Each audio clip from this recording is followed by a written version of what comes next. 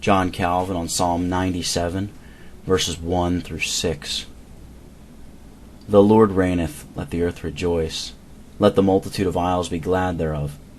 Clouds and darkness are round about him. Righteousness and judgment are the habitation of his throne. A fire goeth before him, and burneth up his enemies round about. His lightnings enlighten the world. The earth saw and trembled. The hills melted like wax at the presence of the Lord, at the presence of the Lord of the whole earth. The heavens declare his righteousness, and all the people see his glory. The Lord reigns, let the earth be glad, let the distant shores rejoice.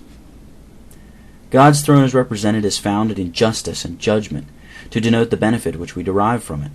The greatest misery which can be conceived of is that of living without righteousness and judgment, and the psalmist mentions it as matter of praise exclusively due to God, that when he reigns, righteousness revives in the world. He as evidently denies that we can have any righteousness till God subjects us to the yoke of his word, by the gentle but powerful influences of his Spirit. A great proportion of men obstinately resist and reject the government of God. Hence the psalmist was forced to exhibit God in his severer aspect, to teach the wicked that their perverse opposition will not pass unpunished.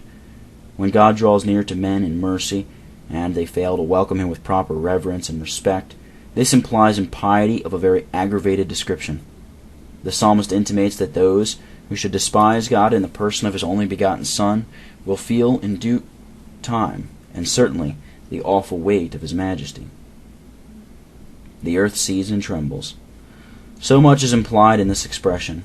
For the wicked, when they find that their attempts are vain in fighting against God, resort to subterfuge and concealment. The psalmist declares that they would not succeed by any such vain artifice in hiding themselves from God. The heavens proclaim his righteousness. Here the psalmist states that there would be such an illustrious display of the righteousness of God that the heavens themselves would herald it. The spiritual righteousness of God should be so signally manifested under the reign of Christ as to fill both heaven and earth.